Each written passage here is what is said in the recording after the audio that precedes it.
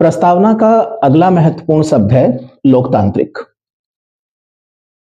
लोकतंत्र एक Greek word है डेमोक्रेसी, और यह डेमोक्रेसी शब्द दो शब्दों से मिलकर बनता है, डेमोस और क्रेसिया।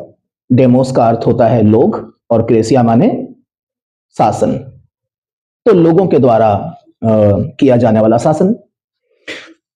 डेमोक्रेसी को लेकर के लोग अच्छी राय रखते हैं, लेकिन कुछ लोगों की राय थोड़ा अलग होती है।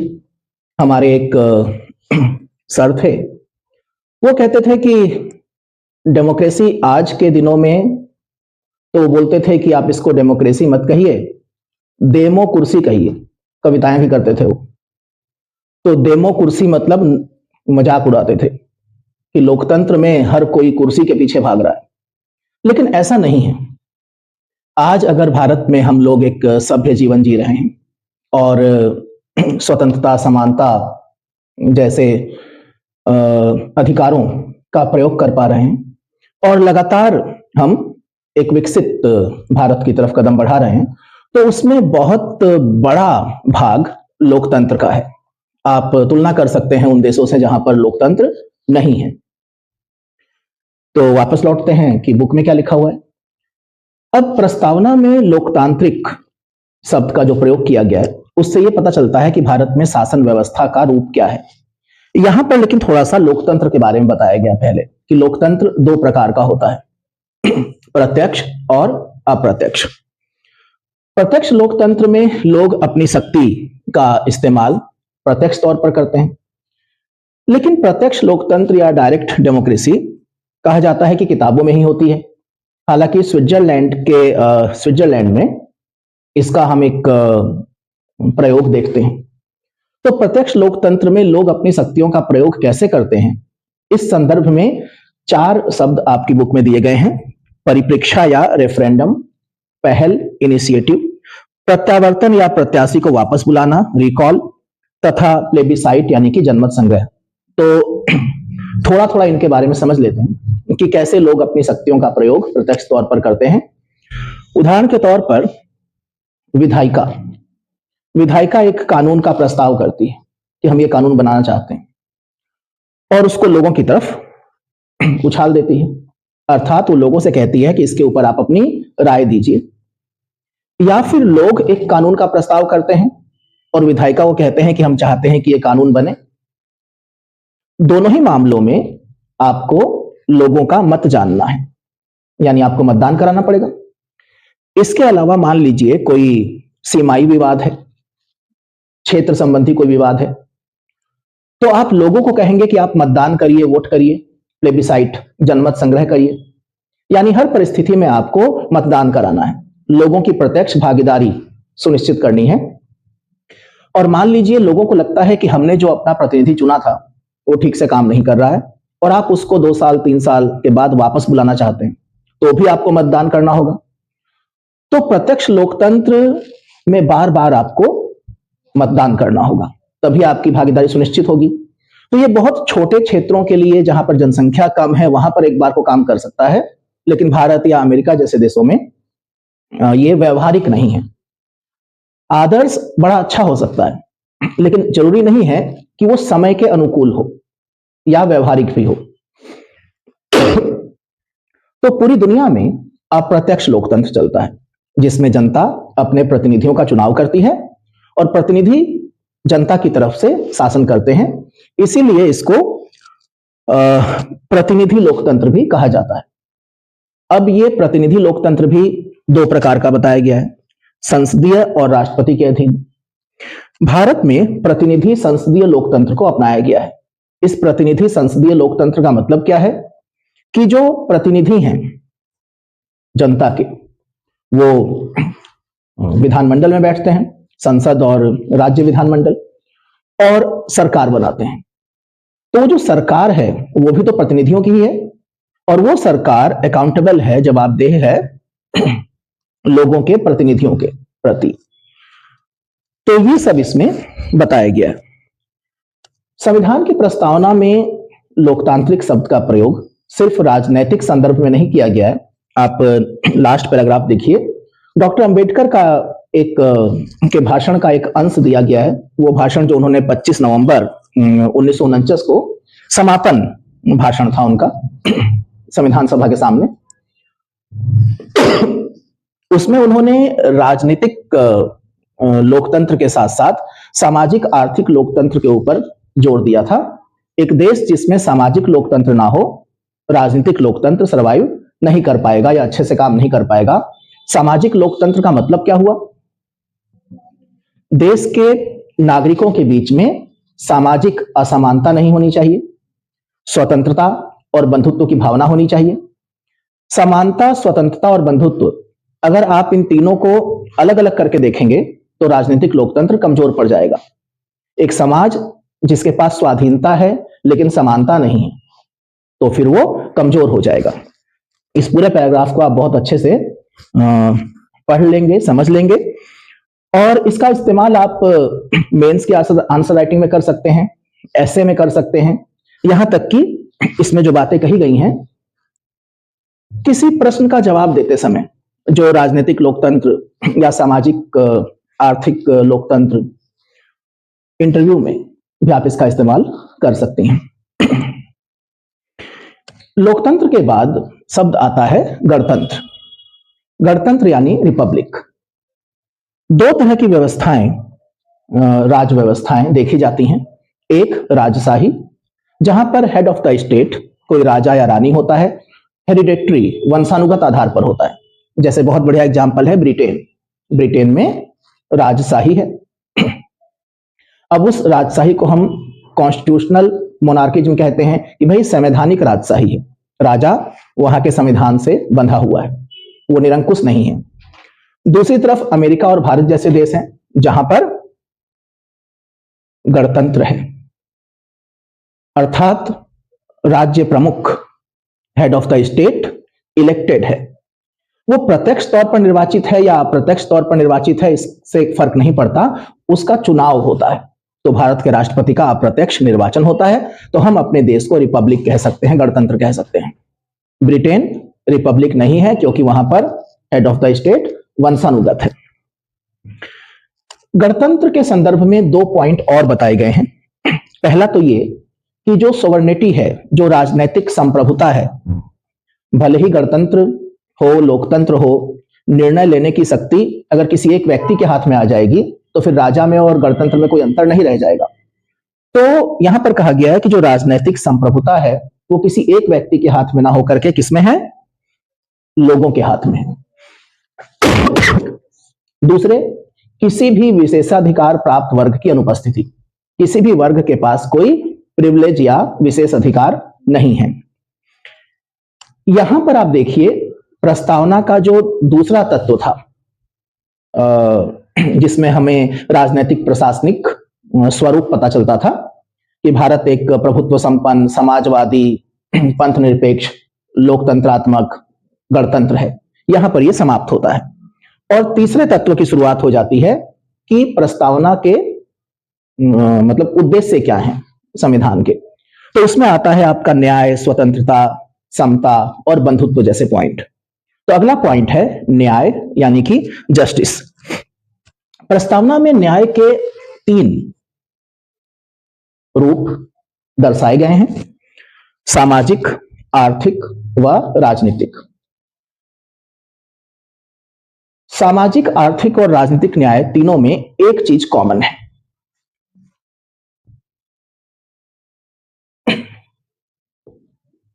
लोगों के बीच में असमानता नहीं होनी चाहिए। सरकार की नीतियां ऐसी नहीं होनी चाहिए जो राजनीतिक क्षेत्र में, सामाजिक क्षेत्र में या आर्थिक क्षेत्र में भेदभाव उत्पन्न करें। ठीक है। बाकी ये जो शब्द है सामाजिक न्याय, ये अपने आप में बहुत महत्वपूर्ण है। सामाजिक न्याय या हम बोलते हैं सोशल जस्टिस, और आपके सिलेबस में भी लिखा हुआ है सोशल जस्टिस। तो ध्यान रखना कि सामाजिक न्याय या सोशल जस्टिस एक लक्ष्य है, और जो संविधान है भारत का, और उस संविधान के द्वारा जो उत्पन्न संस्थाएं हैं, चाहे वो संसद हो, चाहे वो न्यायपालिका हो, या अन्य स्वायत्त संगठन हो, ये सब माध्यम हैं, टूल हैं, जिनके द्वारा हमें सामाजिक न्याय को प्राप्त करना है। अगर मुख्य परीक्षा में कभी प्रश्न आ जाए कि प्रस्तावना में वर्णित न्याय शब्द या प्रस्तावना में वर्णित स्वतंत्रता, इससे संबंधित प्रावधान भारतीय संविधान में कहां कहां पर है, या भारतीय संविधान कहां तक प्रस्तावना को सपोर्ट करता है, तो जब आप पूरा संविधान पढ़ोगे तो वहां पर आपको चौकन्ना रहना होगा कि अच्छा, ये बात सामाजिक न्याय के संदर्भ में सही है, ये राजनीतिक न्याय के संदर्भ में सही है, और ये प्रस्तावना में लिखा हुआ था, तो आप एक अच्छा आंसर लिख पाओगे। जो अगला शब्द है हमारे पास वो है स्वतंत्रता। प्रस्तावना कहती है कि लोगों को उद्देश्य है एक कि समानता के साथ साथ स्वतंत्रता और न्याय भी दिया जाए। तो भारतीय संविधान में मौलिक अधिकार हैं जो लोगों को विशेष तौर पर अभिव्यक्ति की स्वतंत्रता देते हैं, बोलने की स्वतंत्रता देते हैं, किसी भी प्रकार का व्यापार वाणिज्य व्यवसाय करने की स्वतंत्रता देते हैं, कहीं पर भी बेरोक टोक आने जाने की स्वतंत्रता देते हैं। तो आप मौलिक अधिकारों में इसको डिटेल में पढ़ेंगे। लेकिन स्वतंत्रता का मतलब यह भी नहीं है कि आप कुछ भी करने के लिए स्वतंत्र हैं। स्वतंत्रता के ऊपर भी कुछ बंधन, कुछ प्रतिबंध लगाए जा सकते हैं ताकि प्रत्येक व्यक्ति अपनी स्वतंत्रता को ठीक से एंजॉय कर सके। अगर प्रतिबंध नहीं लगाए जाएंगे कुछ, तो अराजकता फैल जाएगी।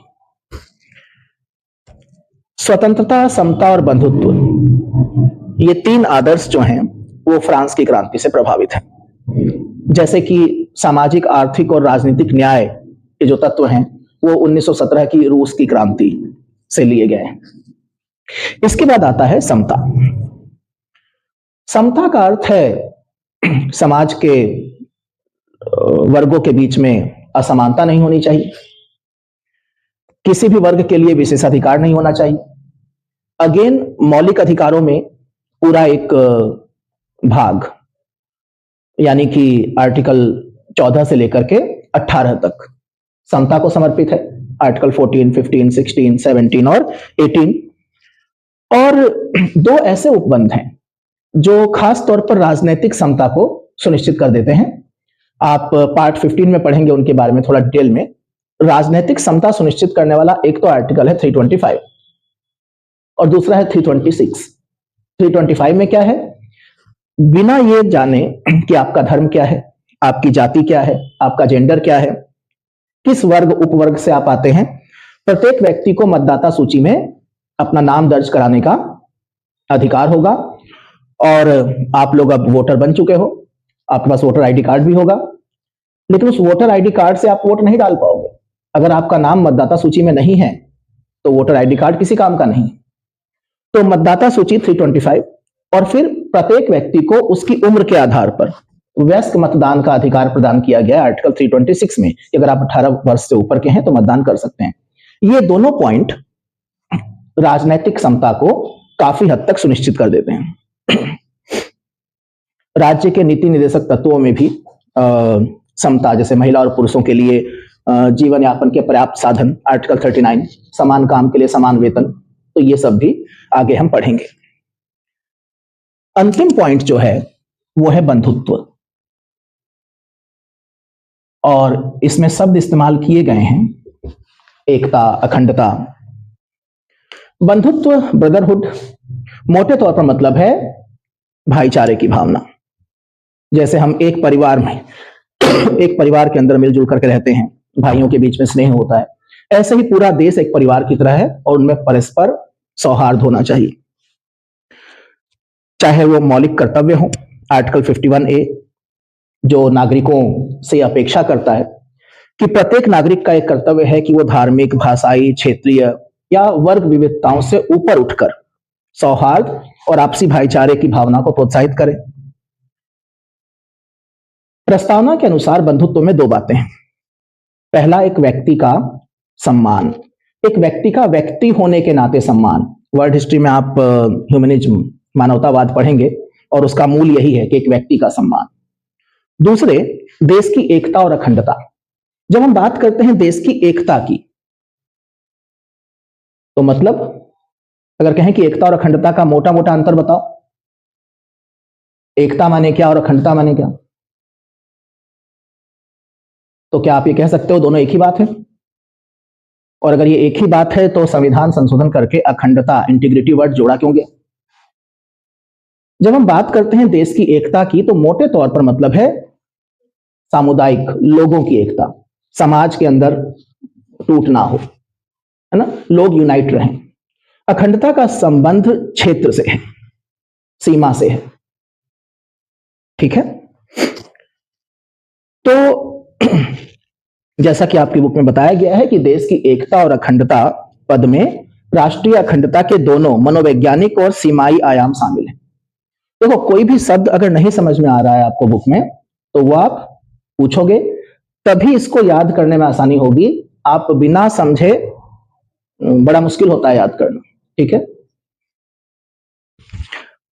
अब जब संविधान की जो प्रमुख प्रस्तावना में जो प्रमुख शब्द हैं वो जब समाप्त हो गए हैं, उनकी व्याख्या समाप्त हो गई है, तो 3 पॉइंट आपकी बुक में और है।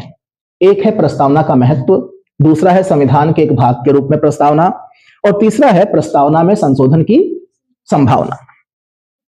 देखिए, जहां तक सवाल है प्रस्तावना में संशोधन का, तो सबसे पहले हम इसी को देखते हैं। प्रस्तावना में संशोधन हो सकता है या नहीं हो सकता है, यह प्रश्न पहली बार केशवानंद भारती केस में उठा था, और 1973 के इस केस से पहले सुप्रीम कोर्ट एक फैसला कर चुकी थी 1960 में बेरुबारी संघ के मामले में, जिसमें सुप्रीम कोर्ट ने कहा था कि प्रस्तावना संविधान का भाग नहीं है, और अगर प्रस्तावना संविधान का भाग नहीं है तो फिर उसमें संशोधन की भी कोई गुंजाइश नहीं। लेकिन 1973 में केशवानंद भारती के केस में सुप्रीम कोर्ट ने अपना निर्णय बदल दिया और कहा कि प्रस्तावना संविधान का एक भाग है, और एक भाग के रूप में फिर उसमें संशोधन भी हो सकता है। 1976 में संशोधन किया भी गया। तो क्या प्रस्तावना पूरी तरीके से परिवर्तित की जा सकती है? क्या उसमें कोई भी संशोधन हो सकता है? इसके 2 जवाब हैं। एक जवाब है हाँ और एक जवाब है ना। तो ये हाँ और ना कैसे है? जब आप संविधान संशोधन पढ़ेंगे, आर्टिकल 368, और उससे जुड़ा हुआ एक डॉक्ट्राइन, एक सिद्धांत पढ़ेंगे, डॉक्ट्राइन ऑफ बेसिक स्ट्रक्चर। इसी केशवानंद भारती के केस में सुप्रीम कोर्ट ने कहा था कि भारतीय संसद संविधान की प्रक्रिया का पालन करके, यानी कि आर्टिकल 368 को फॉलो करके संविधान में कोई भी संशोधन कर सकती है, कोई भी, लेकिन वो ऐसा कोई संशोधन नहीं कर सकती जो संविधान की मूल भावना को नष्ट कर दे, जो संविधान के मूल तत्वों को नष्ट कर दे, जो संविधान के बेसिक स्ट्रक्चर को नष्ट कर दे। जैसे आप चाहें कि हम लोकतंत्र शब्द को हटा दें, हम गणतंत्र शब्द को हटा दें, हम प्रभुत्व संपन्न शब्द को हटा दें, तो ये संभव नहीं है, क्योंकि ये बेसिक स्ट्रक्चर है। लेकिन मैंने कहा कि शुरुआत में कि इसका एक जवाब हाँ में है। दरअसल संसद जब कोई संशोधन करती है तो उच्चतम न्यायालय या कोई भी उस प्रक्रिया को बीच में नहीं रोक सकता। जब एक बार संविधान संशोधन हो जाएगा, राष्ट्रपति उसके ऊपर अपनी अनुमति दे देंगे, उसके बाद उसको सुप्रीम कोर्ट में कोई चुनौती दे सकता है कि ये संविधान के मूल ढांचे का उल्लंघन है। अब वहां पर सुप्रीम कोर्ट को यह देखना होता है कि मूल ढांचे का उल्लंघन है या नहीं है। तो ये कानून हम और आप जो समझते हैं या जो बोलते हैं वो हमारी राय है, किसी विवादित मुद्दे पर या किसी कानून के ऊपर या किसी संशोधन के ऊपर अंतिम निर्णय इस मामले में उच्चतम न्यायालय को करना होता है। तो प्रस्तावना में संशोधन की संभावना का जवाब यह है कि प्रस्तावना में संशोधन संभव है। नंबर 2, क्या प्रस्तावना संविधान का एक भाग है?